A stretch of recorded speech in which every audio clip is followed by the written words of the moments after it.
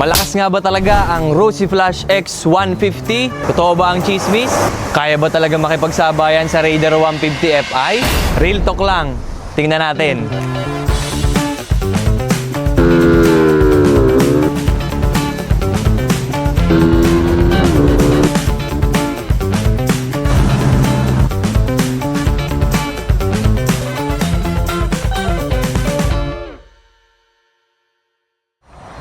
Alright, so nasa harapan nyo ngayon yung Rosy Flash X150 na napakatagal nyo na nire-request na reviewin natin ng isang mabilisang honest review. And shoutout sa tropa natin. Yan, kay James. Shoutout, James! Nandun siya sa likod. Pare, magpakita ka dito. Yan, shoutout kay James. So, siya yung owner na ito. Pare, anong pangalan nga ang channel mo? Motoleb. Kalimutan ko kagad pre. And guys, follow and subscribe nyo na yan. Motoleb Marami siyang videos about sa Rosy Flash 150X. Sa tingin ko, makakatulong din sa inyo kung sakaling can decide kayo na kukuha ba kayo ng 150X. Ano ba yung mga tips sa paggamit ng Rosy Flash 150X? Kasi siya talaga, galing pa yan ng Bulacan. Shoutout din sa tropa natin. Napakalupit niyan. And ito, 150cc. Yung other specs, i-research na lang. Magpo-focus tayo ngayon sa performance review. 150cc to. 4-stroke, liquid cooled. 4 valves din na naka-DOH din na 6-speed din. Kaya nga tumatak na rin sa isipan natin na parang lumabas na ang CC box sa Raider 150 Fi. Diba? Lumabas yung mga kasabihang ganon. So ngayon titingnan natin kung maganda ba talaga ang performance. Gagawa natin to ng isang mabilisang honest review. Huwag natin patagalin pa kasi baka umulan na naman ng malakas. Let's go! YouTube doon. YouTube daw, YouTube. Pero pag magta-top speed ka din, wag na. Takluban mo na lang, tapos kwento mo sa tropa. Nabasa. Inaano ko na lang, kumbaga, screen record ko na lang sa GPS. Nabasa. May GPS kasi akong ginagamit anong dito. top speed niya sa GPS? 127, di pa Baka sagad. matuling na rin yun. 127? Oo. Kaso bigitin yung daan namin doon sa bypass. Layo pa, dumayo pa ako nun, Plaridel. Tuling na yun. Tapos sa gauge niya, 135. 135 sa speedometer. Tapos 127. 127. Hindi siya Malapit na rin. Hindi siya yung sobrang advanced na reading. Hindi siya tulad ng mga sniper raider na... Pero stock na gearing. stock sprocket. yan lahat. Stock sprocket, Matuling na yun, pre. Ako pa yung inete nun. Malaki ka pa. Sabi nga ng mga tropa ko, itry nga daw din nila para masubukan. Hindi kung pumatak na 127 yan. Sa'yo, ano bang timbang mo? 100 nga ako Bigat. Matuling din. Kaya nga kaya sa mga tropa ko, sabi ko sa kanila, wag sila bumasi palagi sa gauge. Wag talaga. Sa GPS kayo bumasi. Kaya yung GPS talaga. mga tropa ko naka-sniper 150. Nagulat sila 127 sa kanila pumapalo 120, 190. Mahirap talaga. 125 mga ganun. 125. Sabi ko di pa sagad yan. Tsaka ito 127. mabigat. 127. Hindi na masama yun. Yan lang yan. Big elbow, Benworks pipe, open throttle body. Works pala yun Yung mga tropa ko, sila nang demonyo sa akin yan. Mabisa yun, pre. Pero naka-remap ka na. Di pa. Ayun, stock mapping, tas big elbow lang. Ayun nga yung bala ko Kumbaga pagtapos natin ito papatesting ko ulit sa'yo kapag nakaremap na. Para makumpara, no? Ano ba, natutukod mo ba yung Tukod yung nga to dati. Yung limit, nakuha mo? 6 Yung low speed na sprocket nun, 1546. Pero ngayon, anong sprocket mo? Stock ratio lang, 1645. 16? 1645. Laki, no? Oo. Kasi ang stock nito, stock lang din ng ng RS 1542. So sa pinagbase ko lang yung nun, gear ratio. Ang stock niyan 1542. Oo, tapos ngayon 1645. 1545. Pares lang ng Ratio. Natusin na natin. Yung sa stock 2.8, tapos yung ngayon 2.81. Konti-konti lang, pre. Dikit lang. Natuos mo na pala. 2.8 tsaka 2.81. Wala pinagbago. Ibig sabihin, nagpalaki ka lang ng gears. Sprocket, gears. Nagpalaki lang. Mas may maliit, pre. Dati yung unang top speed kasi namin nito, sobrang hangin. Yun nga yung pinagtataka namin, tumutukod na agad ng 130. 6 yun tapos naglilimit na. Naglilimit. Ibig sabihin, sa stock na ECU niya, 130 ang tukod. Pero ngayon naman, wala pang remap. Sabi nga ng tropa ko, baka daw sa pipe ko, sakal. So yun nga yung time nga na nagpalit na ako ng big elbow, nag Benworks pa ako. Lumampas na. Okay na. 130. Sumasagad na. 135. Man. Pero hindi pa naglilimit ang Hindi pa, ECU. nasa 9K RPM pa. Nasilip ko 9K pa. Sabi ko may sasagad pa to. Kasi may nakikita ko, stock talaga nito, pumapalo ng 148 eh. Oh, yus, Tas no? Sa GPS, 138. Sabi ko 138 sa GPS, ang tulin na nun. 138. 8. Oo. Matuling nga yun. Ewan ko Pero kung Superman na yun. O, ano? Hindi. Yuko pa lang yun. Aba, matuling Sa nga, ano lang din yun, nakita ko lang din sa Facebook. Matuling yun. Mm. Pag yan, pumalo ng nasa 1.3, siguro 1.35 na stock Mm. sa GPS. Kayang-kaya nga yan kung... Matuling kung, yun. Ano nga to kung kaya nga ngayon dun, kaso basahin daan dun. Eh di ayun yung first gen ba yan o ano? Second, Pangilan gen? Second gen na ng yung Flash. kay J-Max kasi version 1. Okay. Ang pinagkaiba lang nila, throttle body. Malit Version malit kasi ang throttle body nung kay J-Max. Mas maliit yun, yung version 1. 28. Ito 34. Oh, ang laki. Laki talaga. Kumbaga yung makina hingang-hinga siya. 34 eh. 32 nakalagay doon pero pag sinukat mo ng caliper, Sa loob, 34. 34. Oo. Kaya yung tropa ko sabi niya, grabe. Kasi yung tropa ko, wala na, makakargado na, mga naka 62 na yun eh. Tapos naka-remap pa. Yun yung tropa ko si Motodex, naka lang yun, Slim Mags, Slim Benworks na mags. 5 din. Benworks 5, flame yun Mabisa ang Benworks 5. Flame, flame Hindi. 150. Shoutout Benworks.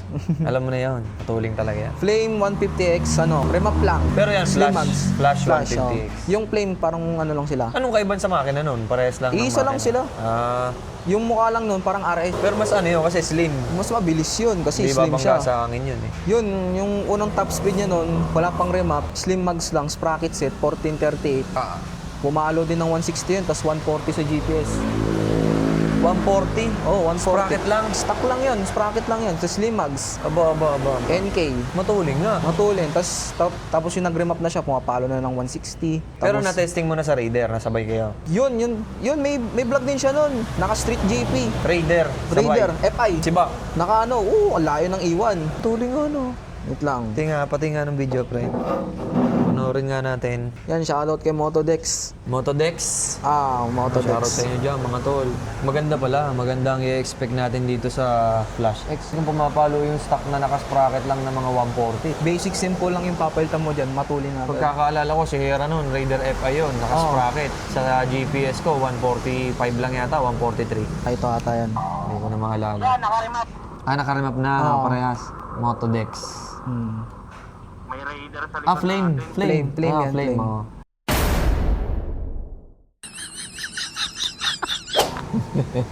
Pero yung Layo eh, no? stock lang yan, naka-slim mags lang talaga. Kung ganun ang speed niyan, 127 sa GPS, mahirapan dyan Raider card. Baka hindi tumagos ang Raider card. May video din ako ng Raider car. Kung sa stock ha. Hindi, naka na yun, naka street bike na yun. Kasi ang 130, hindi birong top speed na rin yun sa GPS. Raider carb, yun eh. Tingnan Ganun natin yung- kung anong kalalabasan. Alright? Testingin na natin to. Huwag ka lang malaglag. Ito malupit dyan. Oh. Hindi nakasama yung mounting ng camera ko. Sana hindi malaglag. Kung malalaglag ha. Alright. Testingin natin. Sana naka-record no. Hindi ko kita eh. Ayun. Record kayo. Naka-record. Sige. Grabe naka-tape lang Sanay naman tayo dyan. Okay, testingin natin to for the first time. Unang sakay. Sakto lang. Magaan siya Motolib. Yan. Shoutout sa tropa. Tapos meron siyang RPM gauge. Ayun. Medyo delay lang siya pero good enough naman na. May mini digital display dito. And napakasimple lang. Yung itsura niya mukha siyang sniper na panel. Let's go. Pare! Tagal-tagal na rin tayo hindi nakakapag-review ng mga motor, no? Uy! Grabe, ang lambot din niya i-drive, Not bad. Guys, ito first impression ko sa dito sa Flash X. Hindi mo akalain na Rusi siya kasi alam niyo naman ng mga Rusi kahit dati, 'di ba? Yung inaabot kasi natin na era kahit pa dati, yung mga unang labas ng mga Rusi, alam natin mababibrate yan Pero ito makakatikim talaga kayo ng honest review dito. And syempre sa mga hindi pa nakasubscribe dyan, mag-subscribe lang kayo dyan guys para syempre dumami na rin tayo dito. Road to 500k na tayo guys Mag-comment na rin kayo dyan kung anong gusto nyong i-review natin susunod. Ito lang yung naririnig yung ingay pero yung makina niya matahimik naman siya tsaka hindi siya mabibrate. Ayos nakakatuwa din Alam nyo, halos same siya ng response ng Winner X. May haklit din eh. Ngayon lang ako nakapag-drive na itong Flash X ha. And masasabi kong may ibubuga talaga to. Parang pinaghalong Sniper at Winner X yung mararamdaman mo kasi dito eh. Na-miss niya ba tong karsada na to? Na-miss ko rin eh. Pero ang lambot niya i-drive. Matining siya.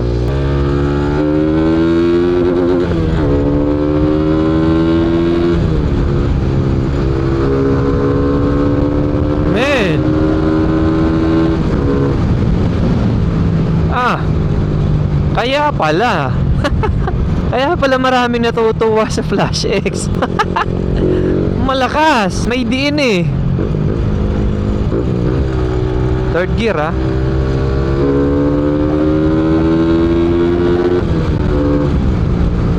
Although, mako-compare mo pa rin syempre kapag nakagamit ka ng Raider kasi. Ang Raider kasi, the more na uma-RPM siya, the more na mas madadama mo yung ganun eh. Ito kasi mostly mararamdaman mo yung sarap nasa 8,000 RPM na katulad din ng mga Winner X tsaka mga Sniper. And so far yung gearing niya hindi siya sobrang high speed kasi nagagamit ko yung 6 gear nang hindi ko namamalayan eh.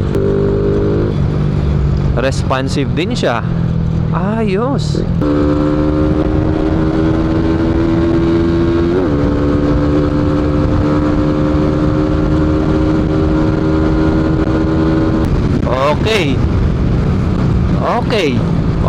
Okay. Flash X. Sasagutin ko na yung tanong nyo. Malakas ba Flash X? Malakas. Kaya niyang makipagbabagan sa Winner X. Even sa Sniper. Good thing kay Rusi kasi nakakagulat. Hindi ko ina-expect to kay Rusi kasi alam nyo naman, syempre, di ba Rusi, bago sa atin yan. Though medyo matagal na, pero ang mga Pinoy pa rin, skeptical pa rin pagdating sa brand na Rusi ha. Pero iba na, ang laki na ng pinagbago ng Rusi ngayon.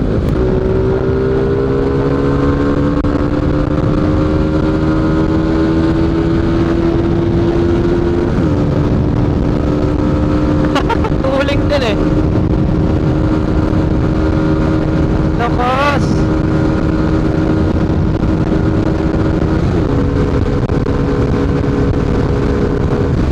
Okay. Usapan naman natin yung gearings na ito. So far para sa akin, sakto na yung gearings niya kasi stock lang din naman yung sprocket nito ni Tropa. So hindi siya over rev, hindi rin siya under rev. Balance lang yung pagkaka-calibrate nito. So maybe magagawan pa ng paraan para sa mga tropa natin na gusto maging aggressive. Pwede pa rin naman kayong magtaas ng gear ratio dito o gumamit ng Mamo sprocket set. Kung naka 15 to, pwede pa kayong mag 14. Mas may lalabas nyo pa yung power nito. Suwabe, ang lambot. Hindi ko na-expect to sa Rusi ha. Hindi ko na-expect sa Rusi na maging matining katulad nito kasi ang tining talaga eh.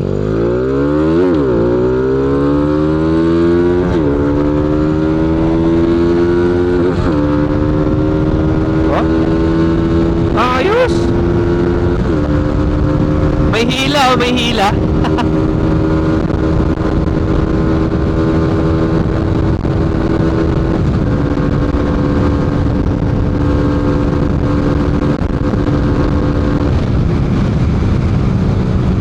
Ngayon pa lang makakapagbigay na ako ng conclusion sa Rusi Flash X.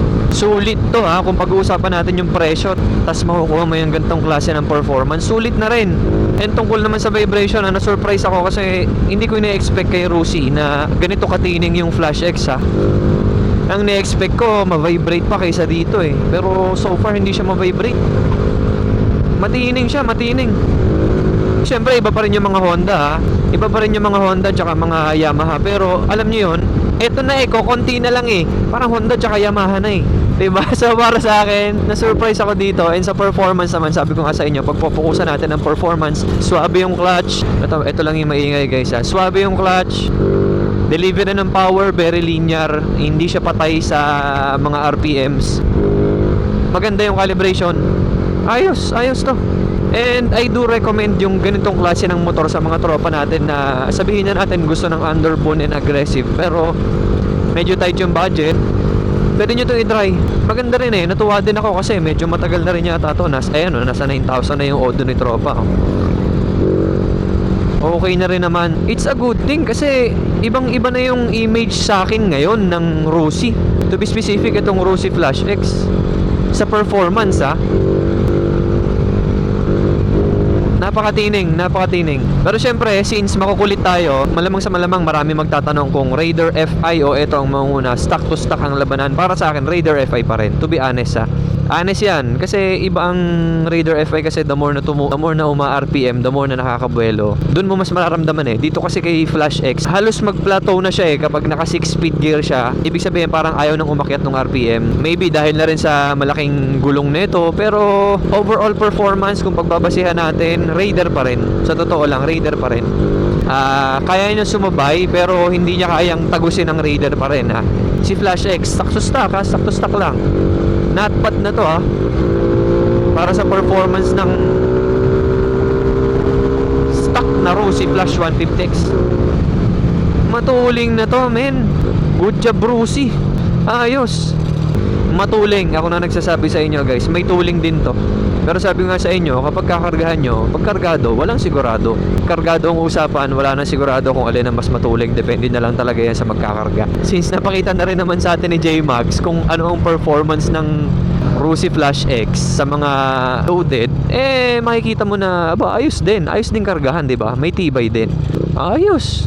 Talking about suspension naman, yun nga lang, sa suspension, medyo matagtag siya. Pero yung response niya,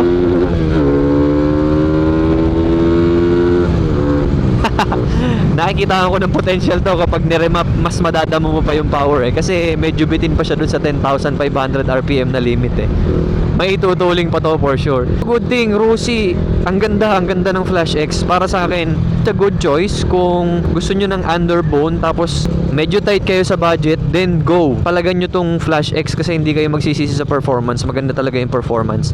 Yung binayad nyo dito, sobra-sobra pa yung mabibigay niya.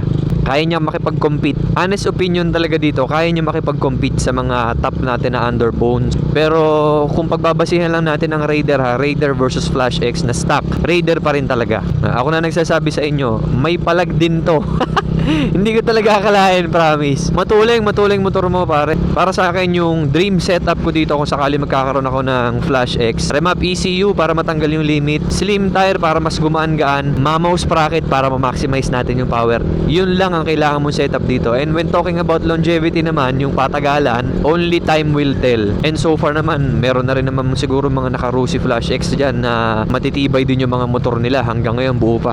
Only time will tell tungkol sa patibayan. Pero para sa akin kasi iba pinakita ni Rusi dito. Parang nag-jump siya kumpara dun sa mga dati niyang ginagawa, nag-jump na siya. Ibang-iba na si Rusi ngayon. But then again syempre yung appearance kasi nito, yung mga plastic na ginamit sa kanya, syempre manonotice mo pa rin kasi syempre kailangan yung manufacturer natin mag-cost cutting para masatisfy syempre yung needs ng mga Pinoy riders na maghahanap na itong Rusi. Braking power enough, just enough. Kasi malaki na rin naman yung disc na ito. Just enough lang. Not too powerful. Pero enough na. Lakas din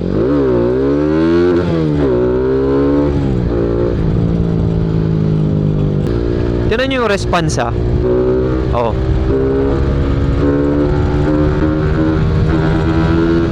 Diba? Yung ganong response ang sinasabi ko. may ikipagbabaga na talaga to sa mga branded. Kaya niya na makipagsabayan. Good thing talaga, good thing.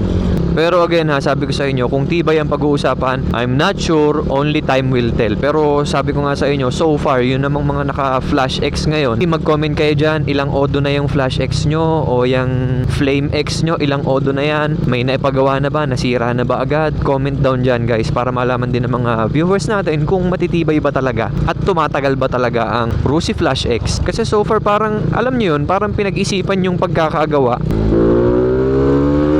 Grabe ang bilis niya mag-RPM May RPM. Ang bilis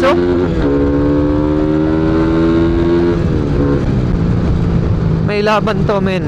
Stability, good thing, stable naman siya. But then again, syempre, iba pa rin yung long-term use Mas mararamdaman nyo yan. And panoorin nyo si Motoleb. Yan, search nyo na lang para makita nyo rin yung findings niya dito kung ano yung na-notice niya. Kasi siya yung gumagamit nito for a long period of time. Kasi ako, ngayon ko lang to na-drive First impression, maganda. Na-surprise talaga ako nito. Good performance. Try nga natin mag 0 to 100. Try natin 0 to 100.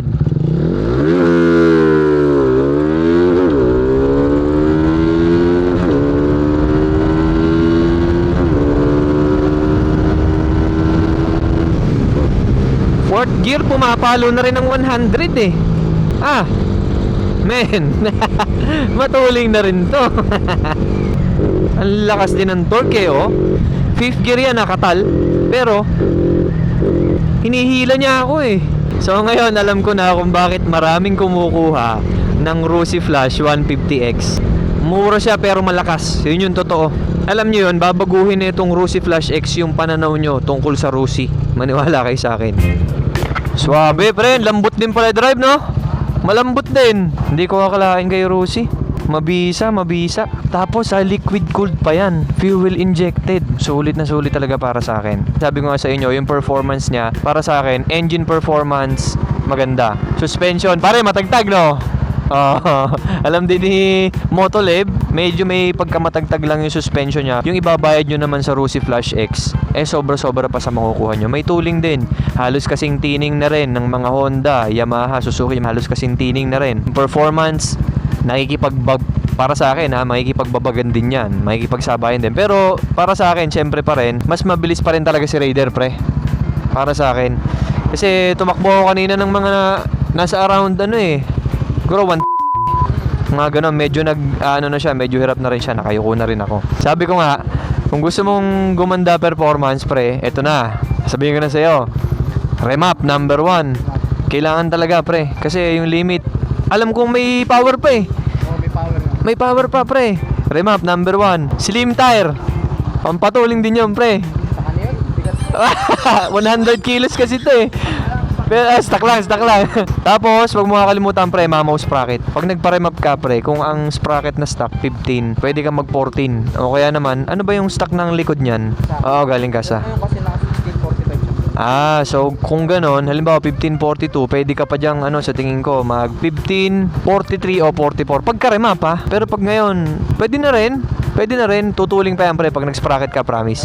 Kasi kung ngayon, naka 1645, pwede mong i-1545, pre. Try ko na rin yun. Kumusta? Medyo lang gigil yung makina. Gigil makina. Pero sakto sa'yo. Hindi rin. Oo, Gigil yung makina. limit. Remap na talaga. Ayos, pare, salamat sa pagpapa-XP ha. Shoutout ulit kay Motolib.